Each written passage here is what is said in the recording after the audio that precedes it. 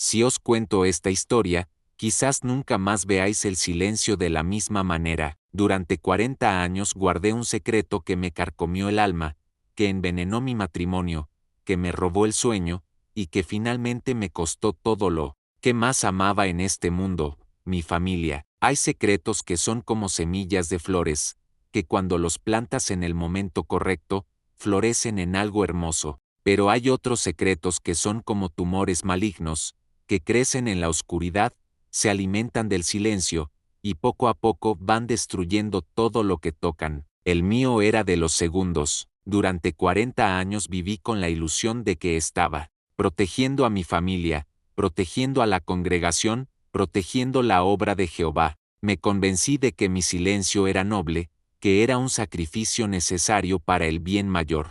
Pero la verdad es que era un cobarde que eligió la comodidad del silencio por encima de la valentía de la verdad. Antes de continuar contando la historia, les pido que dejen su like y se suscriban al canal y activen las notificaciones para ayudarme a llegar a más personas que necesitan escuchar la verdad. Mi nombre es Alfonso Herrera, y durante 35 años fui anciano, en la congregación Monte Sión de Monterrey. Era respetado, querido, consultado. Las familias venían a mi casa buscando consejo. Los jóvenes me veían como un ejemplo a seguir. Los ancianos de otras congregaciones me invitaban a dar charlas especiales. Tenía todo lo que un hombre de mi edad podría desear: una esposa fiel, 4 hijos exitosos, 12 nietos que llenaban mi casa de risas los domingos. Pero todo era una mentira construida sobre el fundamento podrido de mi silencio. En 1983, cuando tenía apenas 28 años y acababa de ser nombrado anciano, fui testigo de algo que no debería haber visto, algo que cambió mi vida para siempre, aunque tardé 40 años en entender realmente las consecuencias de ese momento. Lo que presencié era tan grave, tan perturbador, que cuando traté de reportarlo, los otros ancianos me dijeron que había cosas más importantes que la verdad, la unidad de la congregación, la reputación de la organización, la paz de los hermanos. Me convencieron de que mi silencio era un acto de fe, de lealtad, de madurez espiritual. Qué estúpido fui. El 15 de marzo de 2023, cuando Esteban Ruiz murió a los 85 años, rodeado de honores y condolencias, siendo recordado como un gigante espiritual y un ejemplo de dedicación, supe que ya no podía seguir callando. La muerte de ese hombre fue como si hubieran quitado las cadenas que me habían atado durante 4 décadas. Pensé que cuando contara la verdad, mi familia me abrazaría. Pensé que entenderían por qué había vivido todos esos años con esa sombra en mis ojos. Pensé que el peso de la verdad sería más ligero que el peso del silencio. Me equivoqué terriblemente. Preparaos, porque lo que vais a escuchar va a cambiar vuestra perspectiva sobre el precio del silencio, sobre el valor de la verdad, y sobre las decisiones que tomamos cuando creemos que estamos protegiendo a quienes amamos. Me llamo Alfonso Herrera, y tengo 68 años que pesan como 100. Nací y me crié en Monterrey, Nuevo León, en una familia humilde pero trabajadora del barrio de la Independencia. Mi padre era mecánico y mi madre costurera, y ambos se convirtieron a la religión de las Testemunas de Jehová cuando yo tenía 12 años, después de que unos hermanos tocaran nuestra puerta ofreciendo estudios bíblicos. Crecí en la verdad, como le decíamos. Me bauticé a los 16 años, me casé con Elena Morales a los 22, y a los 25 ya era siervo ministerial en la congregación Monte Sión. Elena era la mujer perfecta para un futuro anciano, sumisa, dedicada, excelente, cocinera, y con una fe inquebrantable que complementaba la mía. Monterrey en los años 70 y 80 era una ciudad en crecimiento, con la industria del acero prosperando y nuevas oportunidades llegando a familias como la nuestra. Yo trabajaba en una empresa metalúrgica como supervisor de calidad,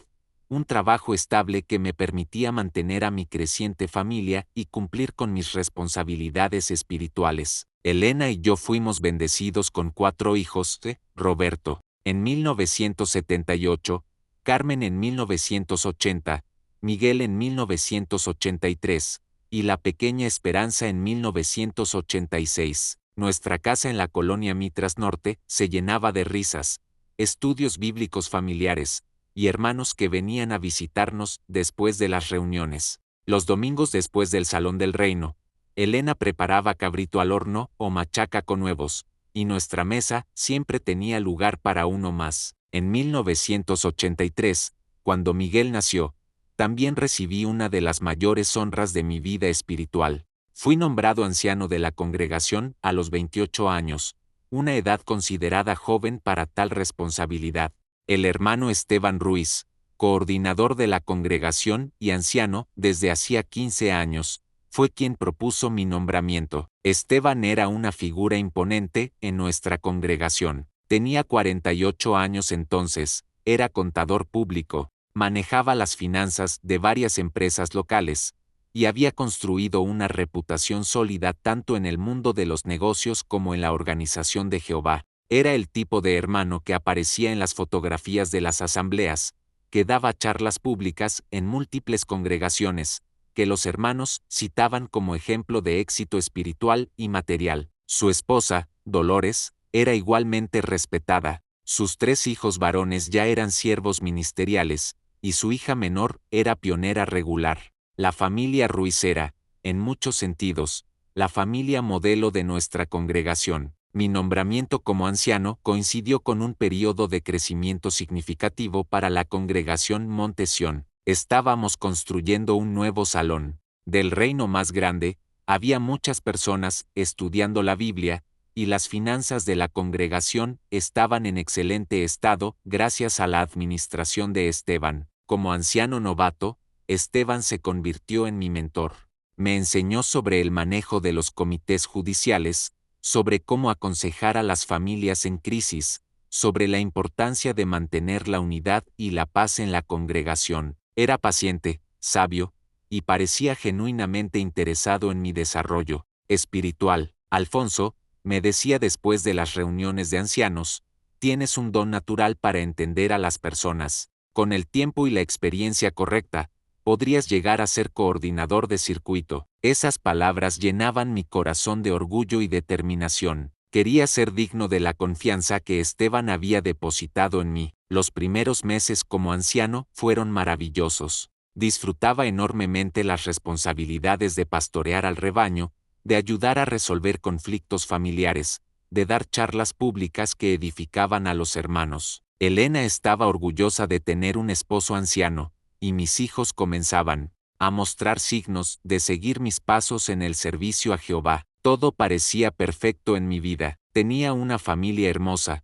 una posición respetada en la congregación, un trabajo estable, y un futuro brillante en la organización. ¿Cómo podía saber que en unas pocas semanas, mi mundo se iba a desmoronar para siempre? La vida en Monterrey durante mediados de los años 80 tenía un ritmo que ahora, 40 años después, recuerdo con una mezcla de nostalgia y amargura. Eran días llenos de rutinas predecibles que me daban una sensación de seguridad y propósito que creía que duraría para siempre. Mis mañanas comenzaban a las 5 en punto con oración personal y lectura del texto diario. Elena se levantaba poco después para preparar el desayuno, generalmente huevos rancheros, frijoles refritos, tortillas de harina hechas a mano, y café de olla con canela. Los niños desayunaban con nosotros antes de irse a la escuela, y yo partía hacia la planta metalúrgica, donde trabajaba como supervisor de control de calidad.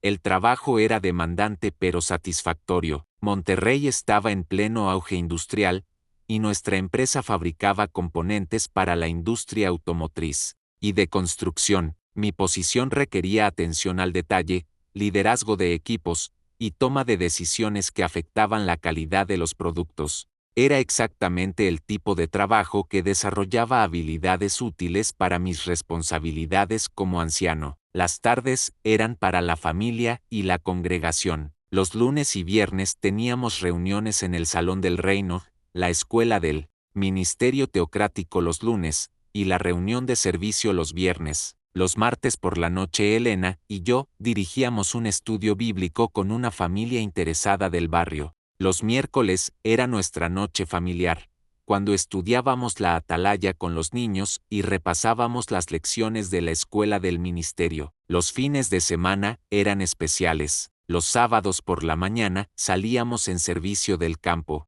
generalmente Elena y yo juntos, con los niños participando según su edad.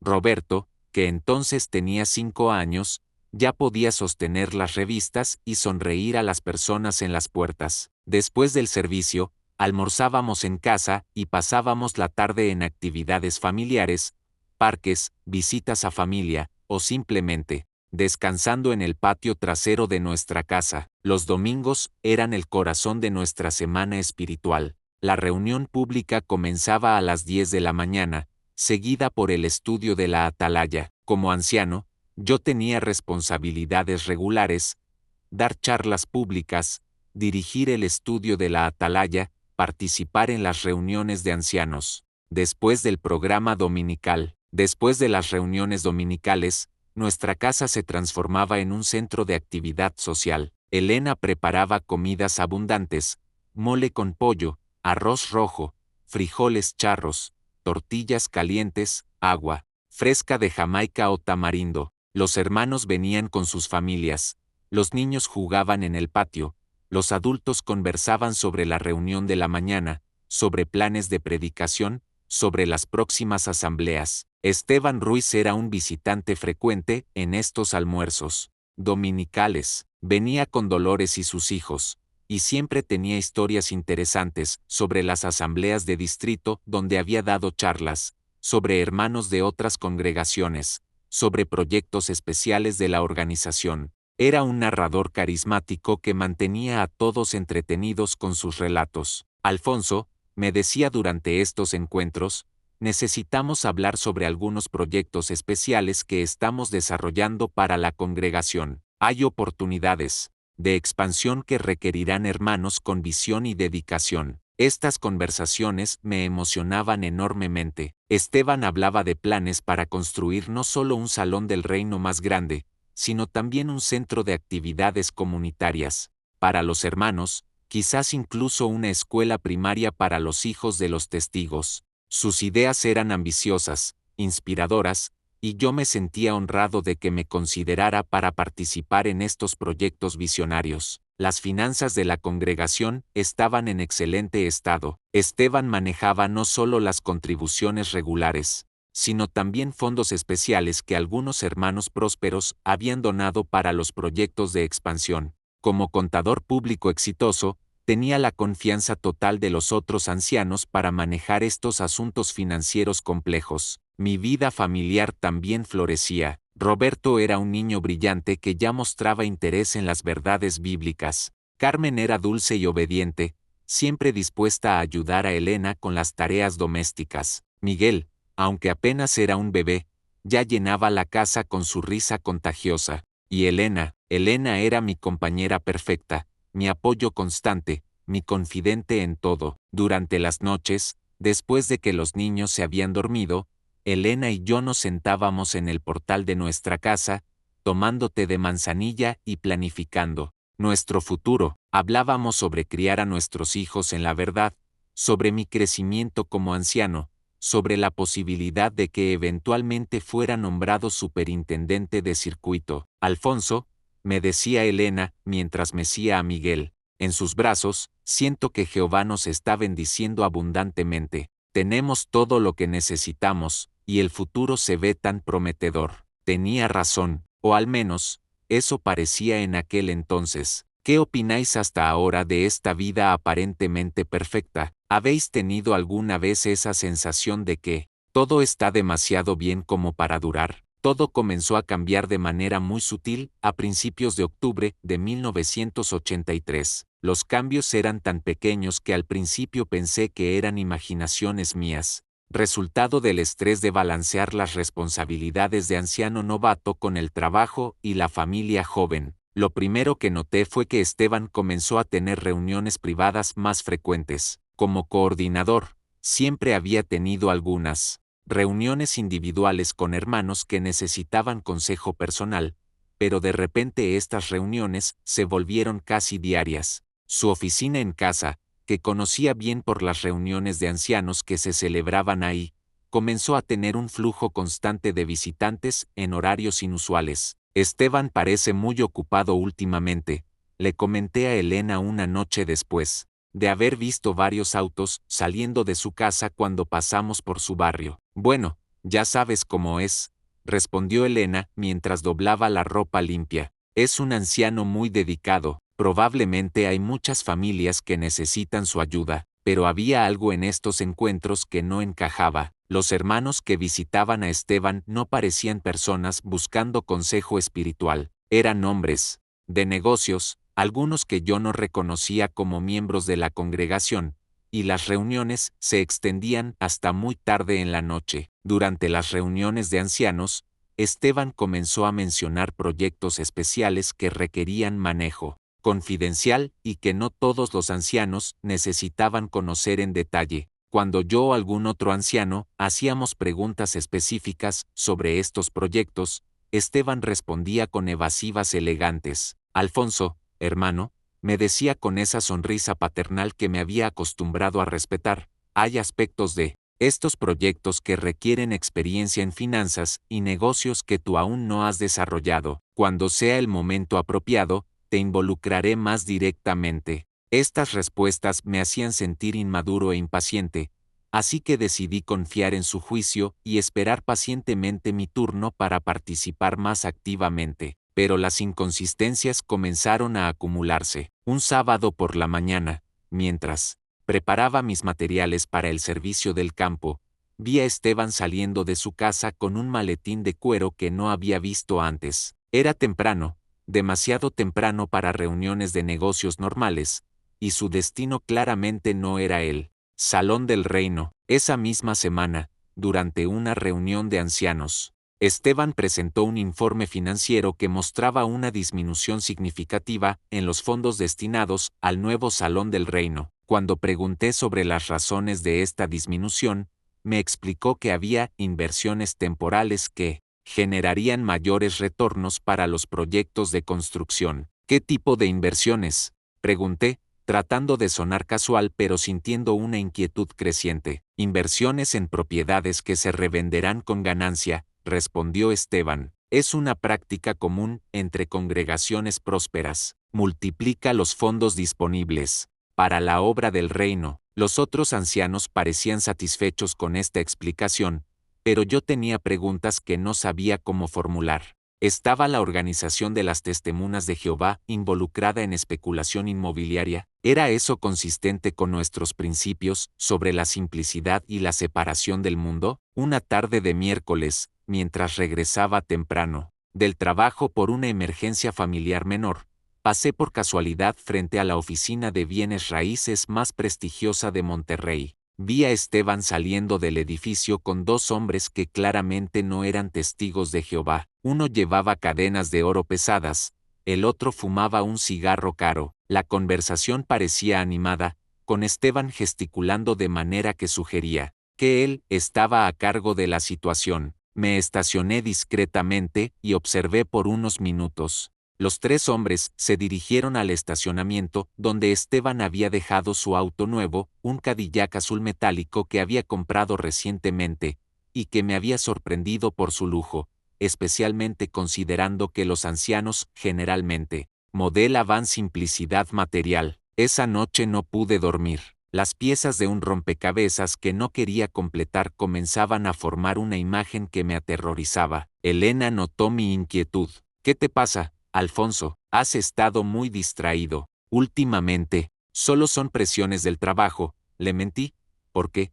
¿Cómo podía explicarle mis sospechas sin sonar como si estuviera traicionando la confianza de mi mentor espiritual? Pero sabía que necesitaba respuestas, y tenía el terrible presentimiento de que cuando las obtuviera, mi mundo nunca volvería a ser el mismo. Las siguientes semanas me convertí en un detective involuntario de mi propia congregación. No era una decisión consciente, simplemente no podía dejar de notar detalles que antes había pasado por alto o había interpretado de manera inocente. Esteban comenzó a faltar ocasionalmente a las reuniones entre semana, algo completamente inusual para él. Cuando preguntaba por su ausencia, Dolores explicaba que tenía compromisos de negocios urgentes, estudios bíblicos especiales con familias importantes. Estas explicaciones sonaban razonables, pero me inquietaba que un anciano tan dedicado comenzara a priorizar asuntos seculares sobre las reuniones espirituales. Durante las reuniones de ancianos, noté que Esteban había desarrollado la costumbre de llegar tarde y irse temprano. Cuando estaba presente, parecía distraído, revisando constantemente su reloj y a veces recibiendo llamadas telefónicas que atendía fuera de la sala con expresiones de urgencia que no había visto antes. Un sábado por la mañana, mientras participaba en el servicio del campo en el territorio asignado a nuestro grupo, vi algo que me heló la sangre. Esteban estaba parado frente a una casa en construcción en una zona exclusiva de Monterrey, no lejos del centro de la ciudad. No estaba predicando, estaba hablando con un grupo de trabajadores de construcción y tomando notas en un cuaderno. Había varios autos de lujo estacionados cerca, y la conversación parecía ser sobre el progreso de la construcción. Me acerqué discretamente, fingiendo que iba a la casa vecina para predicar. Pude escuchar fragmentos de la conversación que me confundieron profundamente. Necesita estar terminado para el 15 del próximo mes. Los compradores están esperando. La inversión debe mostrar retornos inmediatos. Estas no eran palabras que esperaba escuchar de un anciano durante las horas normalmente dedicadas al servicio del campo. Cuando Esteban me vio, su reacción fue extraña. No mostró la calidez fraternal habitual, sino más bien sorpresa incómoda, como si hubiera sido atrapado en algo inapropiado. Alfonso, ¿qué haces por esta zona? Servicio del campo, respondí, mostrando mis revistas. ¿Y tú? ¿Es esta una visita de pastoreo? Algo así, respondió evasivamente. Es complicado, una familia con problemas especiales que requieren atención discreta, pero no había familia visible, no había materiales de estudio bíblico, no había nada que sugiriera actividades espirituales. Esa tarde decidí hacer algo que nunca había hecho antes: investigar discretamente las propiedades mencionadas en los informes financieros de la congregación. Como supervisor en mi trabajo, tenía contactos en oficinas gubernamentales que podían ayudarme a obtener información pública sobre registros de propiedades. Lo que descubrí me dejó sin palabras. Varias propiedades habían sido compradas en los últimos meses usando fondos que, según mi investigación informal, parecían provenir de cuentas asociadas con la congregación. Pero estas propiedades no estaban registradas a nombre de la congregación o de la Organización de las Testimonas de Jehová. Estaban registradas a nombre de empresas ficticias, y en algunos casos, directamente a nombre de Esteban Ruiz. Pero lo más perturbador no era solo la irregularidad financiera, era el tipo de propiedades que se estaban comprando. No eran terrenos para futuros salones del reino o centros de actividades para los hermanos. Eran propiedades comerciales de lujo, casas en zonas exclusivas, terrenos en ubicaciones prime para desarrollo comercial. Una noche, mientras Elena dormía y los niños estaban en sus cuartos, me senté en mi escritorio casero con todos los documentos que había logrado obtener. Bajo la luz de mi lámpara de escritorio, la realidad se volvió imposible de negar. Esteban Ruiz estaba usando fondos de la congregación para inversiones personales de bienes raíces, pero aún no entendía la magnitud completa de lo que estaba descubriendo. Pensaba que se trataba de decisiones financieras cuestionables, quizás justificadas en su mente como formas de multiplicar los fondos para la obra del reino. No imaginaba que esto era solo la punta de un iceberg mucho más oscuro y peligroso. El momento de la verdad completa llegaría unas pocas noches después, de una manera que cambiaría mi vida para siempre. La figura que completó mi comprensión de la situación apareció un viernes por la noche de manera completamente inesperada. Su nombre era Rodolfo Vega, y aunque no era miembro de nuestra congregación, se convertiría en la pieza clave que me revelaría la verdadera naturaleza de las actividades de Esteban. Rodolfo era un hombre de unos 50 años, con apariencia de próspero hombre de negocios, trajes caros, reloj de oro, auto Mercedes-Benz blanco, y esa confianza que viene del dinero y el poder. Lo vi por primera vez cuando llegó al Salón del Reino durante nuestra reunión de servicio, no para participar en las actividades espirituales, sino para hablar discretamente con Esteban en el estacionamiento. Al principio pensé que podría ser un interesado en la verdad, quizás alguien con quien Esteban estaba estudiando la Biblia, pero su lenguaje corporal, su manera de vestir, y especialmente la forma en que Esteban se comportaba cerca de él, sugería una relación muy diferente. Después de la reunión, mientras ayudaba a limpiar el salón, escuché parte de una conversación entre Esteban y Rodolfo que se desarrollaba en el estacionamiento. Estaban hablando lo suficientemente fuerte como para que sus voces llegaran hasta donde yo estaba, pero claramente creían que tenían privacidad. Los últimos depósitos necesitan ser procesados antes del lunes, decía Rodolfo con una voz que sonaba más como una orden que como una sugerencia. Ya está arreglado, respondía Esteban. Los documentos están preparados, y las transferencias se completarán el domingo por la noche. ¿Y los otros socios están satisfechos con los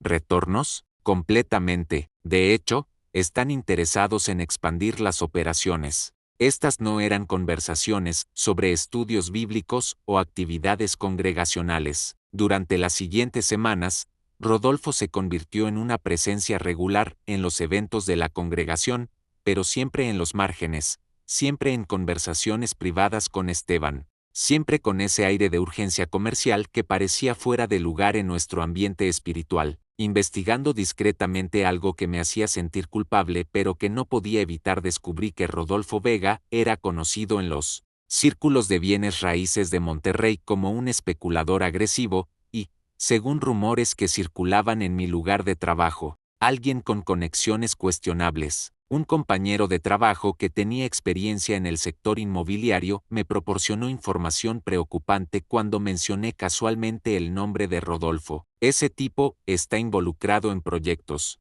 que están al límite de la legalidad, me confió mi colega. Compra propiedades con dinero de origen dudoso, las desarrolla rápidamente y las vende con ganancias enormes. Hay rumores de que tiene conexiones con grupos que lavan dinero a través de inversiones inmobiliarias. Esta información me impactó como un rayo. Si Esteban estaba involucrado con Rodolfo Vega, y si estaba usando fondos de la congregación para estas inversiones, entonces no estábamos hablando solo de irregularidades financieras, estábamos hablando de actividades potencialmente criminales. Pero, lo que más me aterrorizaba era la realización de que yo, como anciano de la congregación, tenía conocimiento de estas actividades y no había hecho nada para detenerlas. ¿Me convertía eso en cómplice? ¿Tenía responsabilidad legal y moral de reportar lo que estaba descubriendo? Una noche, después de una reunión de ancianos particularmente tensa, donde Esteban había presentado otro informe financiero que no cuadraba con mis observaciones, tomé una decisión que cambiaría todo.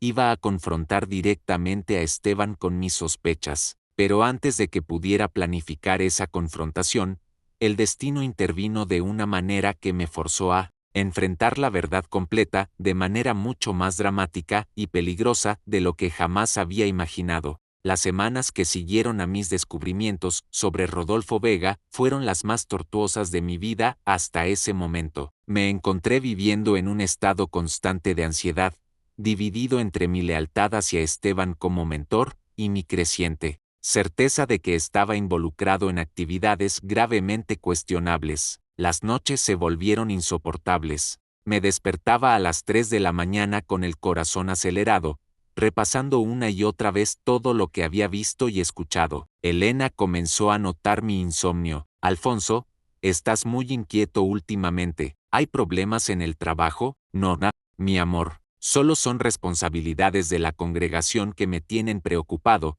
le respondía, odiándome por mentirle pero sin saber cómo explicar mis sospechas sin sonar como si estuviera traicionando a un hermano respetado. La culpa me carcomía desde múltiples direcciones. Por un lado, me sentía desleal por investigar a Esteban a sus espaldas. Él había sido mi mentor, había recomendado mi nombramiento como anciano, había confiado en mí con responsabilidades importantes. ¿Qué derecho tenía yo de sospechar de él basándome en observaciones fragmentarias y rumores? Por otro lado, si mis sospechas eran correctas, entonces mi silencio me convertía en cómplice de actividades que traicionaban la confianza de toda la congregación. Los hermanos habían contribuido generosamente para los proyectos de construcción, confiando en que sus donaciones serían usadas para propósitos espirituales. Si ese dinero estaba siendo desviado para inversiones personales de Esteban, entonces, yo tenía la obligación moral de proteger a la congregación, pero la carga más pesada era la incertidumbre sobre qué hacer con la información que había descubierto. Los protocolos de la organización eran claros sobre cómo manejar irregularidades. Primero se abordaba el asunto directamente con el hermano involucrado, y solo si eso no resolvía el problema, se escalaba a niveles superiores de autoridad.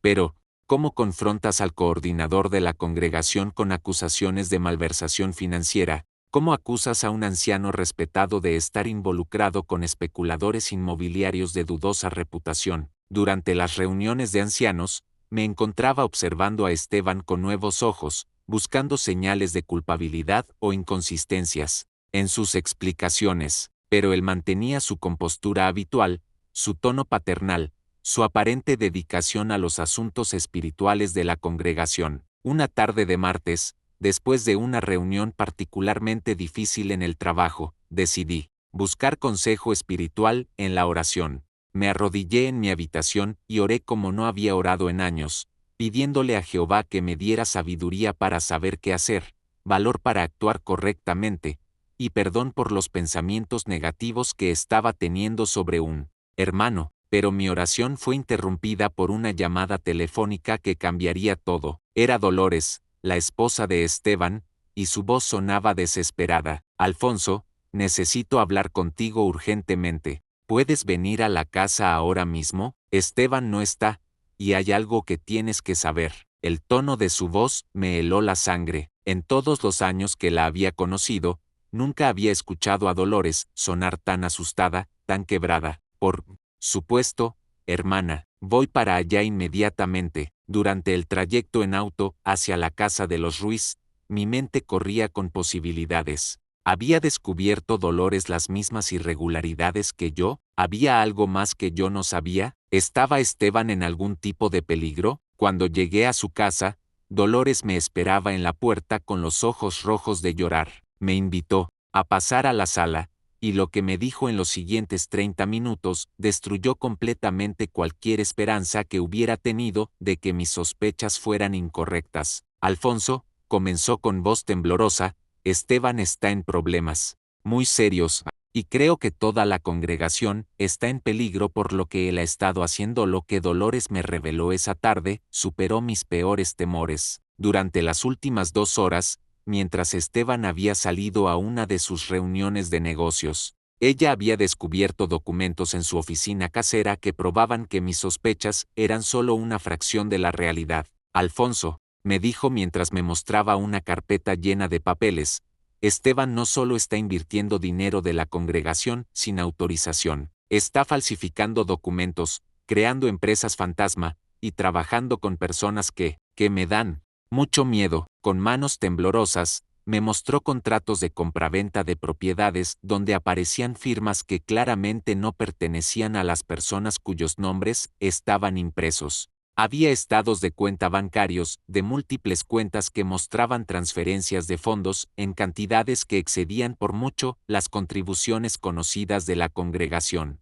Pero lo más perturbador eran las notas escritas a mano por Esteban en algunos de estos documentos. Frases como R.V., confirma protección y socios silenciosos satisfechos con estructura, expandir operaciones, si investigación concluye sin problemas. ¿Investigación?, pregunté, señalando esa nota particular. Dolores comenzó a llorar. Alfonso, creo que las autoridades ya están observando las actividades de Esteban. Esta mañana temprano, vi un auto estacionado frente a nuestra casa con 2 hombres que claramente no eran del barrio. Estuvieron ahí por horas, tomando fotografías. Mi sangre se congeló. Si las autoridades estaban investigando a Esteban, y si él estaba usando fondos de la congregación para estas actividades, entonces toda nuestra congregación podría estar bajo escrutinio legal. Dolores, ¿por qué decidiste mostrarme esto? ¿Por qué ahora? porque anoche Esteban recibió una llamada que lo puso muy nervioso. Después de colgar, me dijo que si alguien venía a la casa preguntando por él, especialmente si eran policías o del gobierno, yo debía decirles que él estaba de viaje por trabajo de la congregación. Y no es verdad, Alfonso. Esteban no ha hecho trabajo genuino de la congregación en meses. Todas sus salidas, todas sus reuniones, todo tiene que ver con estos negocios de propiedades con Rodolfo Vega y otras personas que ni siquiera conozco. Dolores me mostró entonces algo que me impactó aún más: fotografías. Esteban había estado documentando algunas de sus reuniones, aparentemente como respaldo o seguro contra sus socios. En las fotografías se veía a Esteban entregando sobres llenos de dinero a hombres que claramente no eran testigos de Jehová, recibiendo llaves de propiedades, firmando documentos en oficinas que no reconocí. Una fotografía en particular me llamó la atención. Mostraba a Esteban en una oficina lujosa, estrechando la mano de un hombre mayor mientras Rodolfo Vega observaba desde el fondo. En el escritorio se veían pilas de billetes y documentos esparcidos. ¿Sabes quién es este hombre?, le pregunté a Dolores, señalando al hombre mayor.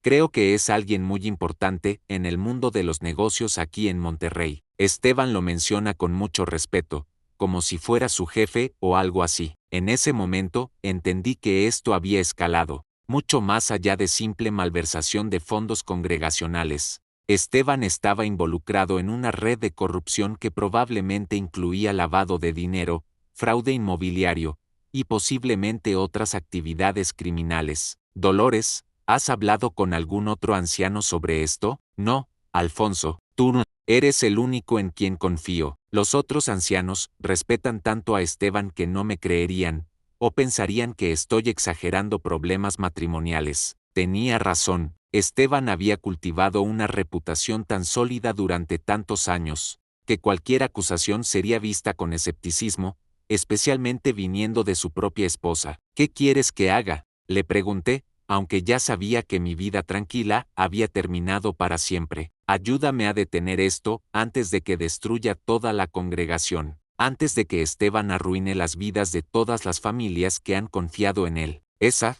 noche regresé a casa con copias de algunos documentos que Dolores me había dado, sintiéndome como si cargara dinamita en mis bolsillos. Elena notó inmediatamente mi estado de agitación. Alfonso, estás pálido. ¿Qué pasó? Por primera vez en nuestro matrimonio, no pude decirle la verdad a Elena. La magnitud de lo que había descubierto era demasiado peligrosa, demasiado explosiva para compartir hasta que decidiera exactamente qué hacer.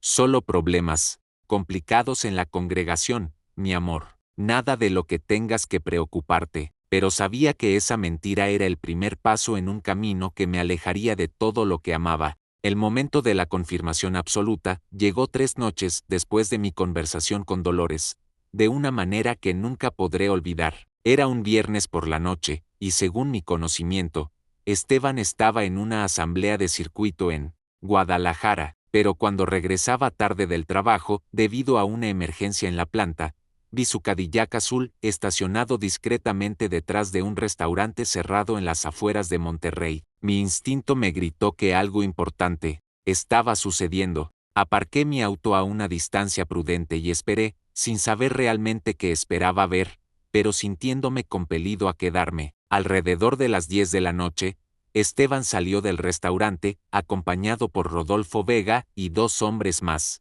que no reconocí. Uno de ellos llevaba un maletín metálico, el otro una carpeta gruesa de documentos. La conversación parecía tensa, con gestos enfáticos de todos los participantes. Desde mi posición, pude ver cuando Esteban abrió el maletero de su auto y sacó una caja de cartón de tamaño mediano. La entregó al hombre del maletín, quien la abrió brevemente para revisar el contenido. Aunque no podía ver exactamente qué había dentro, la reacción de satisfacción del hombre sugería que era lo que esperaba recibir. Después siguió un intercambio que me heló la sangre. El hombre del maletín abrió su portafolio y le entregó a Esteban lo que claramente eran fajos de billetes. Rodolfo observaba todo como un supervisor, tomando notas en un cuaderno pequeño. Pero lo que vino después fue lo que confirmó definitivamente que había presenciado una actividad criminal. Esteban sacó de su bolsillo un sobre grande y se lo entregó al segundo hombre,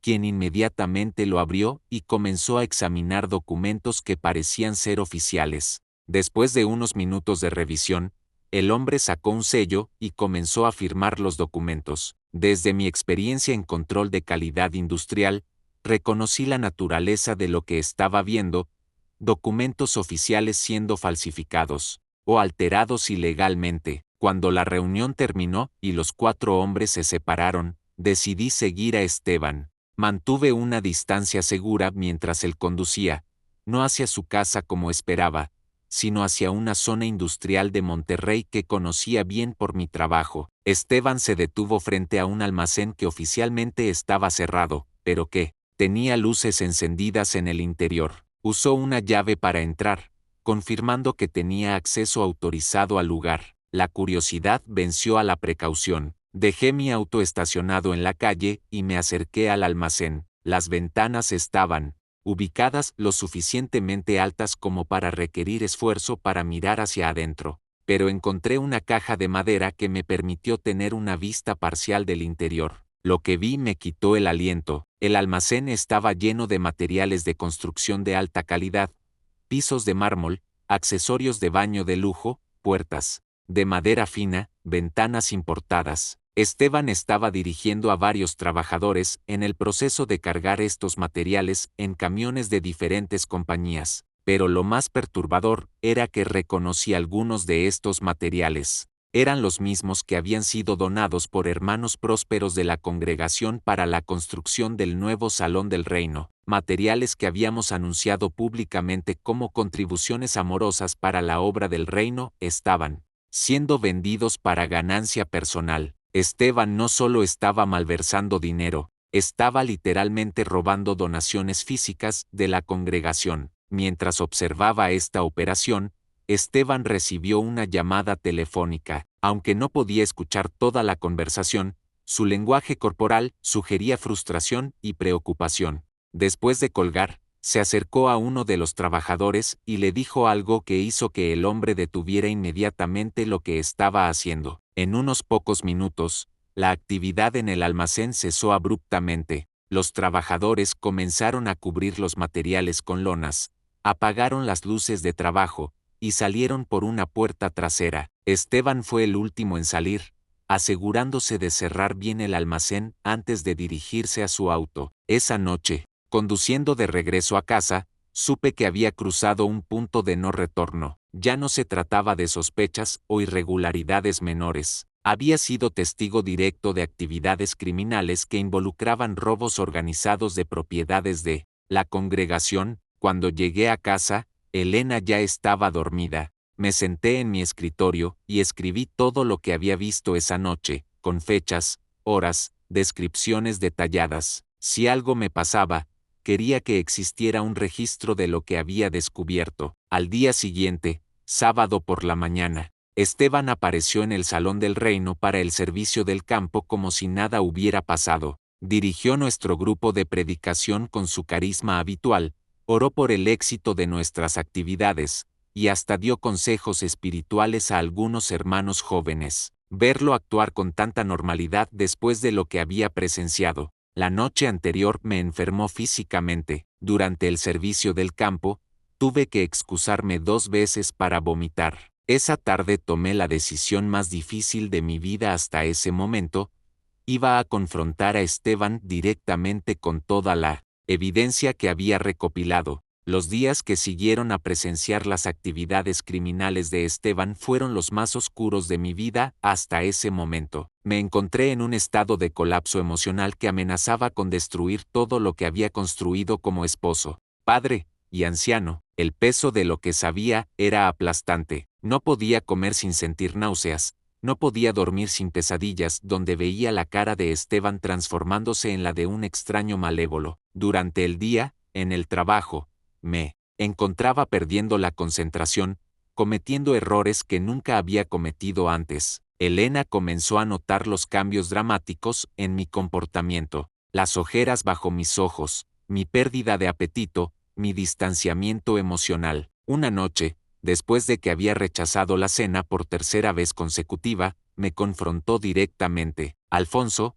esto no puede continuar. Estás enfermo, estás deprimido, y no me dices qué está pasando. ¿Hay otra mujer? ¿Perdiste el trabajo? ¿Estás enfermo? Necesito saber qué nos está sucediendo a nosotros. La desesperación en su voz me partió el corazón. Elena merecía la verdad.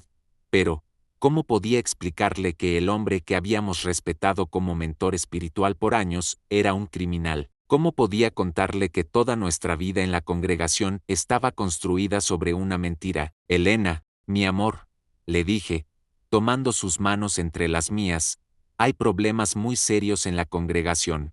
Problemas que no puedo explicar aún porque todavía no sé qué hacer al respecto. ¿Qué tipo de problemas podrían ser tan graves como para ponerte así? Problemas que podrían afectar nuestra familia, nuestra reputación, nuestra fe. Necesito tiempo para resolverlos correctamente. Esa respuesta no la satisfizo, y la tensión en nuestro matrimonio comenzó a crecer de maneras que nunca había experimentado. Elena se volvió distante, preocupada, y yo me volvía cada vez más aislado y paranoico. La situación se complicó aún más porque no podía buscar apoyo en ninguno de mis compañeros ancianos. Esteban había cultivado relaciones tan sólidas con los otros ancianos de la congregación que cualquier acusación mía sería vista como desleal, celosa, o resultado de algún problema personal. El anciano Ramón Herrera, que no tenía relación familiar conmigo a pesar del apellido compartido, había sido nombrado anciano el mismo año que yo, bajo la recomendación de Esteban. Su lealtad hacia nuestro coordinador era absoluta. El anciano David Pérez era más veterano, pero también había desarrollado una amistad personal con Esteban que iba más allá de las responsabilidades congregacionales. Me encontré completamente solo con un conocimiento que me quemaba por dentro como ácido. Las reuniones de la congregación se volvieron torture. Sentarme en las reuniones de ancianos, escuchar a Esteban dar charlas sobre honestidad e integridad desde la plataforma, verlo aconsejar a familias sobre problemas morales menores, se volvió físicamente insoportable. Una noche, después de una reunión particularmente hipócrita donde Esteban había dado una charla sobre mantener nuestra integridad en el mundo de los negocios, tuve mi primer ataque de pánico. Salí corriendo del Salón del Reino, llegué a mi auto, y pasé 20 minutos hiperventilando en el estacionamiento. Roberto,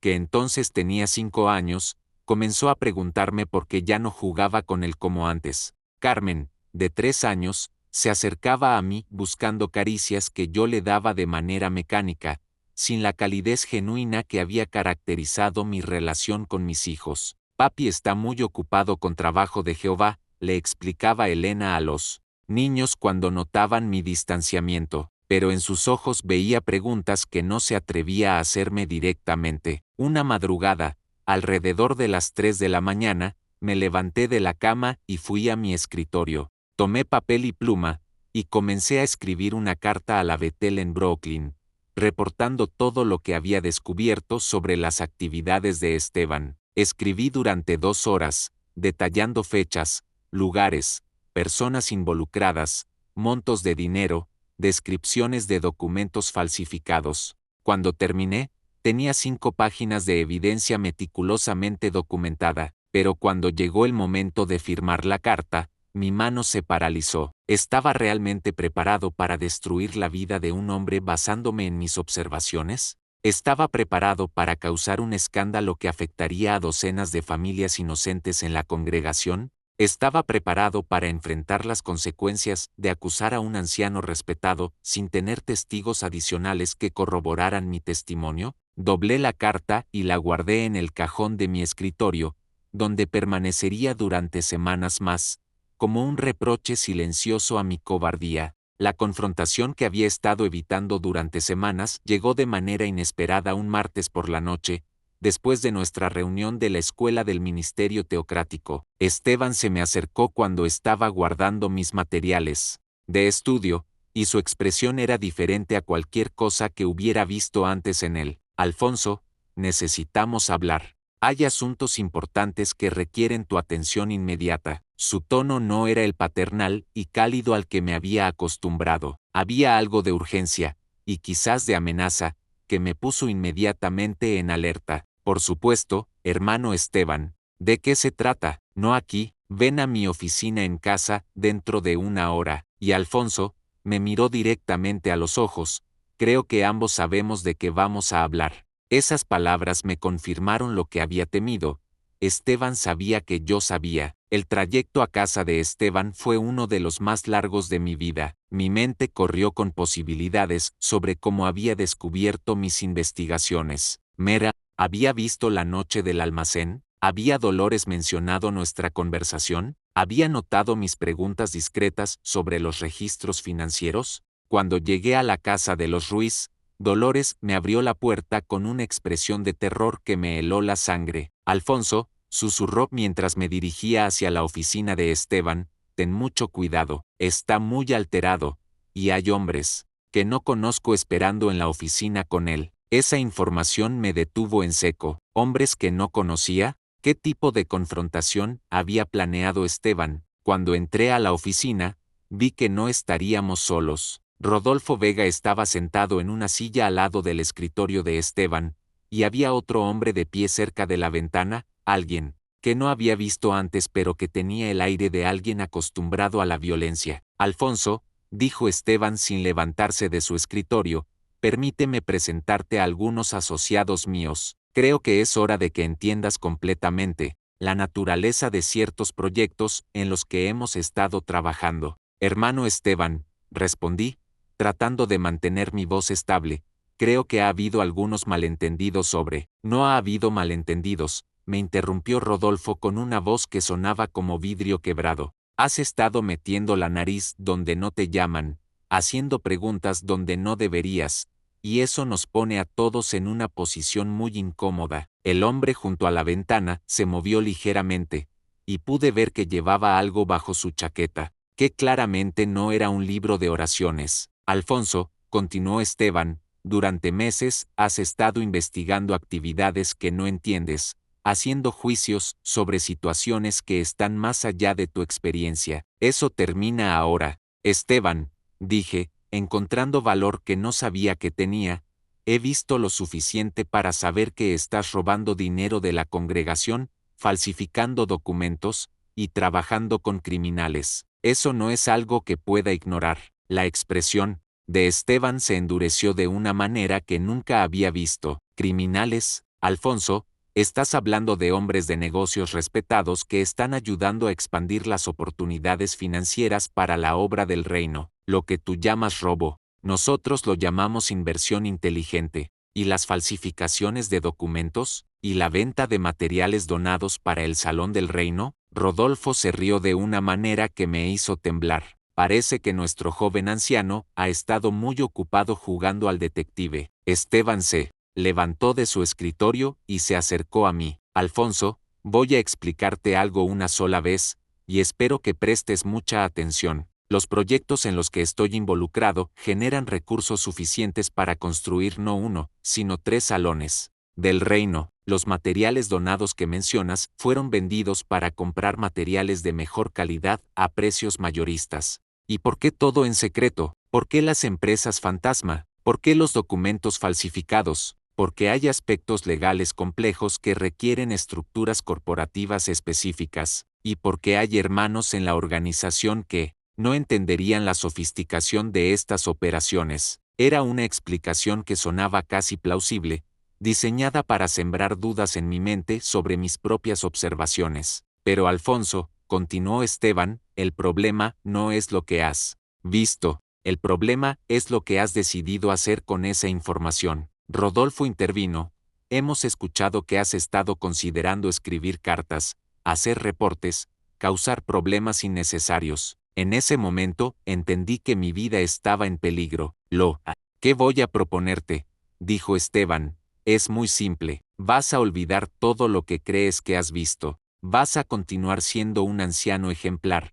Vas a apoyar mis decisiones administrativas, sin cuestionamientos, y vas a vivir una vida larga y próspera con tu hermosa familia. La amenaza implícita era clara como cristal. ¿Y si no acepto esa ¿Propuesta?, pregunté, aunque ya conocía la respuesta. El hombre junto a la ventana habló por primera vez.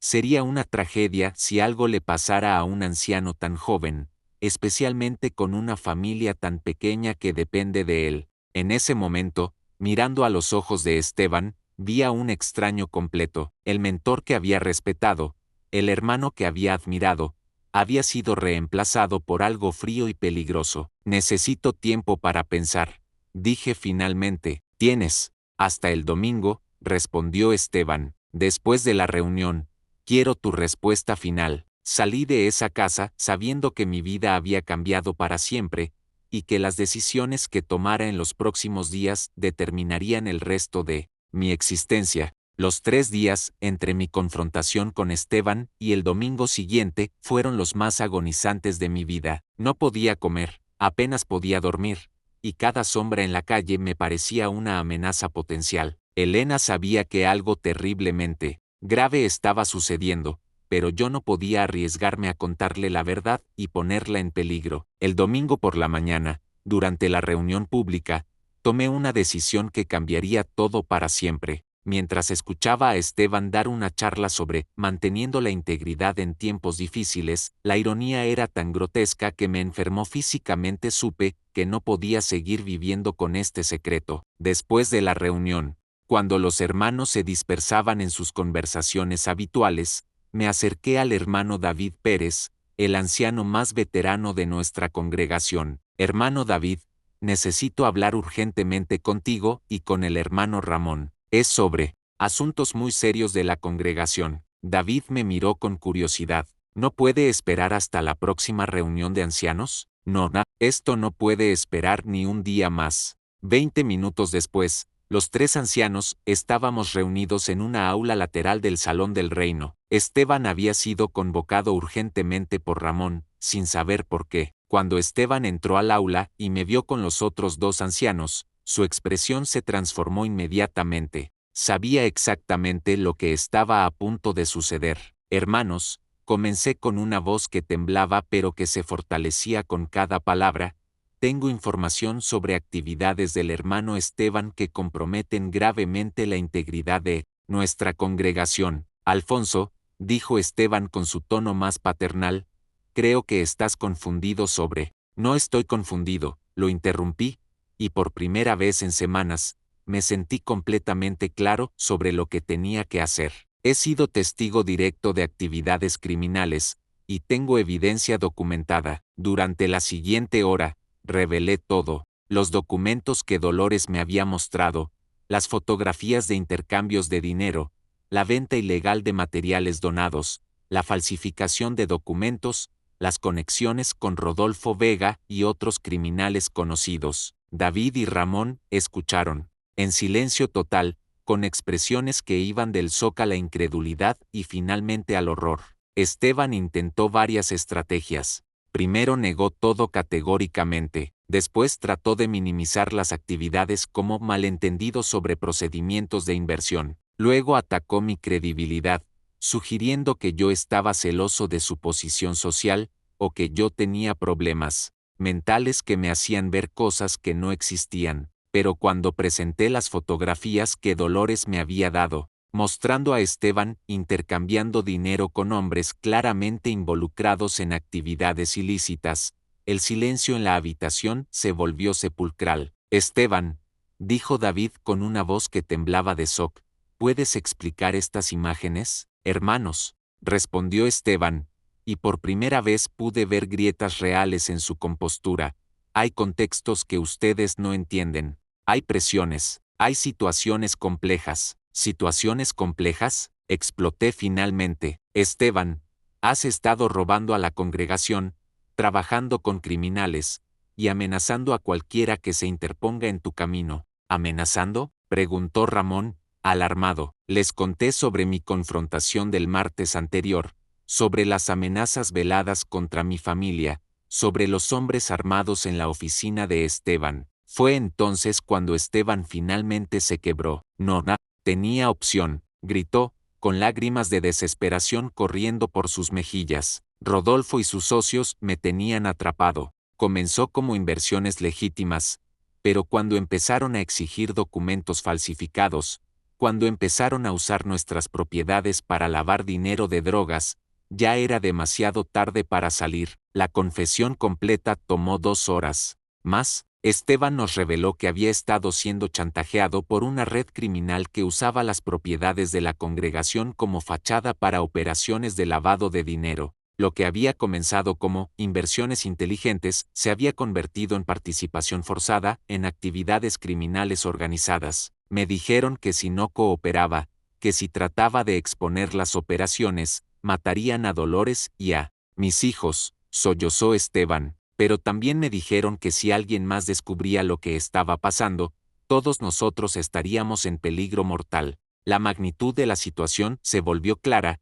No solo habíamos descubierto corrupción financiera, sino que nuestra congregación había sido infiltrada por criminales organizados que no dudarían en usar violencia para proteger sus operaciones. Hermanos, dije con una seriedad que nunca antes había sentido, esto ya no es solo sobre disciplina congregacional. Estamos hablando de nuestras vidas, de las vidas de nuestras familias. David tomó el liderazgo. Tenemos que reportar esto a las autoridades inmediatamente, y tenemos que contactar a la sucursal para informar sobre la infiltración criminal. No, dijo Esteban con terror genuino. Si reportamos esto, Rodolfo sabrá que fue por mi confesión. Matará a mi familia antes de que la policía pueda actuar. Fue Ramón quien propuso la solución que salvaría nuestras vidas. Esteban desaparecerá esta noche con su familia. Le diremos a la congregación que fue transferido urgentemente a otra asignación. Mientras tanto, Alfonso compilará toda la evidencia y la entregará anónimamente a las autoridades. ¿Y la congregación? Pregunté. ¿Qué les decimos a los hermanos sobre los fondos robados, sobre años de mentiras? David suspiró profundamente. Les diremos que hubo irregularidades financieras que están siendo investigadas, que los proyectos de construcción están suspendidos hasta que se resuelva la situación. Esa noche, mientras Esteban y su familia huían secretamente de Monterrey con identidades falsas proporcionadas por contactos que tenía en el mundo de los negocios legítimos, yo me convertí en el depositario de un secreto que cargaría durante los siguientes 40 años. La historia oficial fue que Esteban había sido llamado para servicio especial en una región remota de México donde la comunicación era limitada. Los fondos perdidos fueron explicados como resultado de inversiones fallidas durante una crisis económica, pero yo sabía la verdad completa, y esa verdad me atormentaría durante las siguientes 4 décadas. Los meses que siguieron a la desaparición de Esteban fueron los más tensos y complicados de mi vida hasta ese momento. Mantener el secreto sobre la verdadera naturaleza de su partida requería un nivel de disimulo que me agotaba emocionalmente.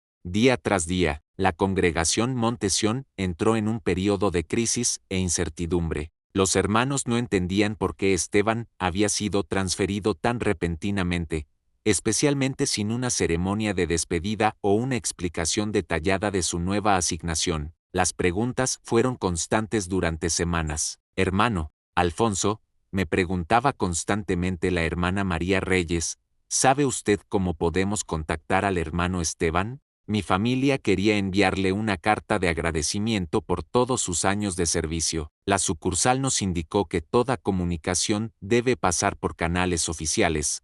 Respondía, odiando cada palabra de la mentira pero sabiendo que la verdad pondría en peligro las vidas de docenas de personas. Los proyectos de construcción se detuvieron indefinidamente. Cuando los hermanos preguntaban sobre los fondos que habían contribuido, nosotros explicábamos que había habido complicaciones financieras que estaban siendo revisadas por hermanos especializados de la sucursal. Elena comenzó a notar cambios profundos en mi personalidad que no podía explicar. El peso del secreto me estaba transformando en alguien más reservado, más ansioso, menos capaz de disfrutar los momentos simples de la vida familiar. Alfonso, me dijo una noche después de que había rechazado jugar con Roberto por 3ª vez consecutiva, desde que Esteban se fue, estás como ausente. ¿Hay algo sobre su transferencia que te está afectando de manera personal? Elena, hay aspectos de la situación que no puedo discutir. pero que requieren mucha oración y reflexión de mi parte. Esa respuesta la frustraba enormemente, y comenzó a crear una distancia en nuestro matrimonio que crecería durante los años siguientes. Lo más difícil era mantener la farsa durante las reuniones de ancianos. David, Ramón y yo teníamos que actuar como si realmente estuviéramos esperando comunicación de Esteban, como si realmente creyéramos que estaba sirviendo en alguna asignación especial remota. Pero los tres sabíamos que Esteban Ruiz, el hombre que habíamos conocido durante años, había muerto efectivamente esa noche cuando huyó de Monterrey. En su lugar había un fugitivo, viviendo bajo una identidad falsa, probablemente en algún pueblo pequeño donde nadie haría preguntas sobre su pasado. 6 meses después de la desaparición de Esteban, recibimos la primera señal de que las autoridades habían comenzado a investigar las actividades criminales en las que él había estado involucrado. 2 agentes federales aparecieron en el Salón del Reino un martes por la tarde, haciendo preguntas sobre irregularidades financieras que habían sido reportadas anónimamente. David manejó el interrogatorio con una habilidad que no sabía que poseía. Les mostró los registros oficiales de la congregación. Explicó que el hermano Esteban había sido transferido antes de que cualquier irregularidad fuera descubierta, y enfatizó que la congregación estaba cooperando completamente con cualquier investigación oficial. Los agentes se fueron aparentemente satisfechos, pero nos advirtieron que podrían regresar si surgía información adicional. Esa noche, los 3 ancianos restantes nos reunimos en casa de David para una conversación que sellaría nuestro pacto de silencio. Hermanos, dijo David con solemnidad, lo que hemos hecho fue proteger las vidas de familias inocentes, pero también significa que llevaremos esta carga por el resto de nuestras vidas. ¿Creen que hicimos lo correcto?, pregunté, aunque ya conocía la respuesta. Alfonso, respondió. Ramón, si hubiéramos reportado todo inmediatamente, Esteban, Dolores y sus 3 hijos estarían muertos ahora. Rodolfo Vega y sus socios no habrían dudado en eliminar a todos los testigos. Pero los fondos robados, los hermanos que contribuyeron con sus ahorros, esperando que fueran usados para la obra del reino, ya no podemos recuperar ese dinero, dijo David, pero podemos asegurarnos de que nada así vuelva a pasar en nuestra congregación. Esa noche hicimos un juramento que mantendríamos durante 40 años, nunca hablaríamos de la verdadera razón de la partida de Esteban con nadie, incluyendo nuestras esposas, nuestros hijos, o futuros ancianos de la congregación. El secreto se convirtió en una losa invisible que cargaríamos silenciosamente, afectando nuestros matrimonios, nuestras relaciones con nuestros hijos, y nuestra propia salud mental de maneras que no entenderíamos completamente hasta décadas después. Durante los siguientes 40 años, ese secreto me persiguió como una sombra constante. No pasaba un solo día sin que recordara algún aspecto de lo que había descubierto sobre Esteban, sin que me preguntara si habíamos tomado las decisiones correctas, sin que sintiera el peso de las mentiras que tuvimos que perpetuar. El impacto en mi matrimonio fue devastador, aunque Elena nunca entendió completamente por qué. La distancia emocional que se creó después de la desaparición de Esteban se convirtió en un muro invisible entre nosotros. Elena sabía que yo guardaba secretos importantes, pero mi negativa a compartirlos la hacía sentir excluida de una parte fundamental de mi vida. Alfonso, me decía durante nuestras discusiones más dolorosas, hemos estado casados por 15 años, pero siento que no te conozco realmente. Hay partes de ti que están cerradas para mí, y eso me duele más de lo que puedes imaginar. ¿Cómo podía explicarle que mi silencio era para protegerla? ¿Cómo podía contarle que el conocimiento que cargaba era demasiado peligroso para compartir? Mis hijos crecieron viendo a un padre que era físicamente presente pero emocionalmente distante. Roberto, Carmen, Miguel y Esperanza aprendieron que había temas que no podían tocar, preguntas que no podían hacer, aspectos de la vida congregacional sobre los que papá se ponía tenso y evasivo. ¿Por qué nunca hablas del hermano Esteban?, me preguntó Roberto una vez cuando tenía 15 años. Los hermanos mayores siempre lo mencionan como si hubiera sido muy importante, pero tú cambias de tema cada vez que surge su nombre. Hay aspectos de esa época que es mejor dejar en el pasado, le respondí, viendo cómo mis evasivas lo confundían y lo alejaban de mí. En la congregación, me convertí en el anciano que sabía guardar secretos, que podía manejar situaciones delicadas con discreción, que nunca hablaba de más. Esa reputación me trajo respeto, pero también un aislamiento, que se profundizaba con los años. David Pérez murió en 2010, llevándose su parte del secreto a la tumba. Ramón Herrera desarrolló demencia senil en 2015, y a veces mencionaba fragmentos de recuerdos sobre Esteban que me helaban la sangre, aunque nadie más entendía el significado de sus palabras confusas. Yo quedé como el único guardián completo de la verdad. Durante todos esos años, traté de convencerme de que habíamos hecho lo correcto. Esteban había logrado escapar con vida, había podido comenzar una nueva existencia lejos del peligro. Su familia estaba segura. La congregación había continuado funcionando sin escándalos mayores, pero el precio personal había sido enorme. Vivir con mentiras diarias durante 40 años había corroído mi capacidad para la intimidad emocional genuina. Había momentos en los que me sentía como un actor representando el papel de esposo devoto y anciano ejemplar, mientras que mi verdadero yo estaba enterrado bajo capas de secretos y mentiras piadosas. La carga se volvió especialmente pesada durante los últimos años de vida de Elena, mientras ella luchaba contra el cáncer que eventualmente la mataría. Me suplicaba que compartiera con ella los secretos que habían definido nuestra vida juntos. Alfonso, me dijo durante una de nuestras últimas conversaciones profundas, voy a morir sin saber realmente quién eres. Eso es lo que más me duele de todo esto. Esas palabras me atormentaron durante meses después de su funeral en 2020. Fue la muerte de Elena lo que me hizo cuestionar por primera vez si el silencio había valido la pena. ¿Había protegido a mi familia manteniendo el secreto, o los había privado de conocer realmente al hombre que decía amarlos? Cuando Esteban Ruiz murió en marzo de 2023, lo supe porque había mantenido contacto discreto con algunas personas que podían rastrearlo. A través de los años, sentí que las cadenas que me habían atado durante 4 décadas finalmente se rompían. Esteban había muerto pacíficamente en un pueblo pequeño de Veracruz, bajo el nombre de Eduardo Morales, trabajando como contador para una cooperativa agrícola. Había vivido una vida simple y honesta durante sus últimos años, aparentemente encontrando algún tipo de redención en el anonimato y el trabajo duro. Su muerte me liberó para tomar la decisión más importante de mis últimos años. Era hora de decir la verdad.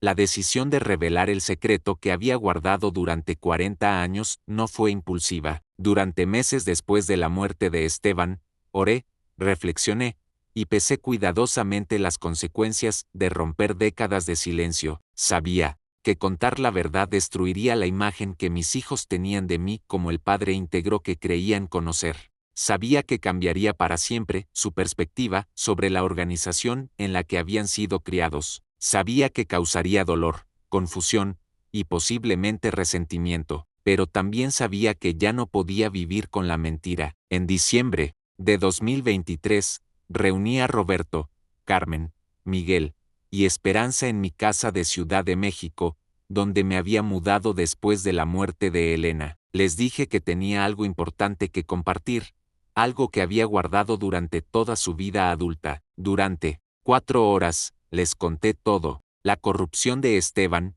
las amenazas criminales, la decisión de ayudarlo a escapar, las décadas de mentiras para proteger el secreto. Vi cómo sus expresiones cambiaban del shock a la incredulidad, de la confusión a la traición, del enojo a algo que podría haber sido comprensión. Roberto fue el primero en hablar cuando terminé mi relato. Papá, dijo con una voz que temblaba de emociones complejas, ¿te das cuenta de que toda nuestra vida familiar estuvo construida sobre esta mentira? ¿Te das cuenta de que nunca pudimos conocerte realmente porque siempre estabas guardando este secreto? Carmen lloró durante 20 minutos antes de poder articular palabras. Mamá murió sin saber la verdad sobre el hombre con quien había estado casada durante 50 años. ¿Cómo pudiste negarle eso? Miguel, siempre el más analítico, hizo las preguntas más difíciles.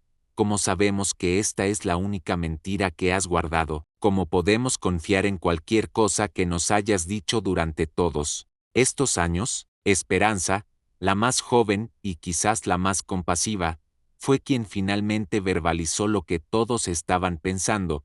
Papá, entendemos por qué tomaste las decisiones que tomaste entonces, pero no entendemos por qué continuaste mintiéndonos durante 40 años después de que el peligro había pasado. Esa pregunta no tenía una respuesta satisfactoria. La verdad era que había desarrollado el hábito del silencio, que había aprendido a vivir con la mentira de manera tan completa que se había vuelto parte de mi identidad. Las consecuencias de mi confesión fueron exactamente las que había temido. Roberto dejó de hablarme durante 6 meses. Carmen cuestionó toda su fe en la organización y eventualmente dejó de asistir a las reuniones. Miguel se volvió quinical sobre la religión en general. Esperanza trató de mantener una relación conmigo, pero con una distancia que nunca había existido antes. La congregación en Ciudad de México, cuando finalmente les conté a los ancianos sobre mi pasado, reaccionó con shock y desaprobación. Aunque técnicamente no había violado ninguna regla organizacional, había mantenido información confidencial como se esperaba de un anciano. Mi decisión de revelar secretos antiguos fue vista como innecesaria y potencialmente dañina. Fui aconsejado a mantener silencio sobre el asunto para evitar causar tropiezo a otros hermanos. Pero por primera vez en 40 años, pude dormir toda la noche sin pesadillas. Por primera vez en décadas, pude orar sin sentir que estaba hablando con Dios a través de una cortina de mentiras. Hoy, a los 68 años, vivo solo en un apartamento pequeño en Ciudad de México. Mis hijos me hablan ocasionalmente, pero las relaciones nunca se han recuperado completamente. La congregación me tolera pero ya no me respeta como antes. Pero he aprendido algo que espero pueda ayudar a otros que enfrentan decisiones similares. Los secretos que guardamos para proteger a otros a menudo terminan dañándolos más que la verdad que estamos ocultando. El precio del silencio, descubrí, es a menudo más alto que el precio de la verdad. Mis queridos oyentes, hemos llegado al final de una historia que me ha costado 70 años vivir y 40 años contener. Si habéis permanecido conmigo durante todo este relato, sabéis que no ha sido fácil de escuchar, y os puedo asegurar que no ha sido fácil de vivir. Pero estoy aquí, a los 68 años, con una lección que espero pueda ayudar a otros, que se enfrentan a decisiones imposibles entre la lealtad institucional y la verdad personal. A veces, proteger secretos duele más a las personas que amamos que revelarlos. Durante 40 años creí que estaba protegiendo a mi familia, manteniéndolos alejados de una verdad peligrosa y dolorosa, pero al final, esa protección los privó de conocer realmente al hombre que decía amarlos más que a su propia vida. Elena murió sin saber quién era realmente su esposo. Mis hijos crecieron con un padre emocionalmente ausente porque una parte fundamental de mí estaba siempre escondida. Perdí décadas de intimidad genuina porque había aprendido a vivir como un actor representando un papel, y todo por mantener un secreto que, cuando finalmente lo revelé, no destruyó el mundo como había temido durante tantos años. Ahora necesito vuestra ayuda para asegurarme de que mi historia llegue a otras personas que puedan estar cargando secretos similares. Si creéis que esta historia puede ayudar a alguien a tomar decisiones más sabias que las que yo tomé, os pido que la compartáis. Dad like si pensáis que la honestidad, aunque dolorosa, es generalmente mejor que el silencio protector. Suscribíos al canal para que podamos seguir explorando estas historias complejas de fe, familia, y las decisiones imposibles que a veces enfrentamos. Pero sobre todo, quiero escuchar de vosotros. En los comentarios, contadme, ¿habéis tenido que elegir alguna vez entre proteger a vuestra familia con secretos o lastimarlos con la verdad? ¿Qué haríais si descubrierais corrupción en una organización en la que habéis confiado durante toda vuestra vida? ¿Creéis que tomé las decisiones correctas, o debería haber actuado de manera diferente? Vuestras experiencias y perspectivas pueden ayudar a otros que enfrentan dilemas similares. No tenéis que revelar detalles íntimos, pero vuestras reflexiones sobre el precio del silencio versus el precio de la verdad pueden ser exactamente lo que alguien necesita leer. También quiero extender una invitación especial a aquellos que han pasado por experiencias similares dentro de organizaciones religiosas o que han tenido que mantener secretos familiares durante años. No estáis solos en esas cargas, y hablar sobre ellas, incluso anónimamente en los comentarios, puede ser el primer paso hacia la sanación. Gracias por acompañarme en este viaje doloroso pero necesario. Gracias por escuchar una historia que necesitaba ser contada, y por favor, aprended de mis errores para que podáis hacer elecciones más sabias en vuestras propias vidas. Nos vemos en el próximo video. Cuidaos mucho, y recordad que nunca es demasiado tarde para elegir la verdad.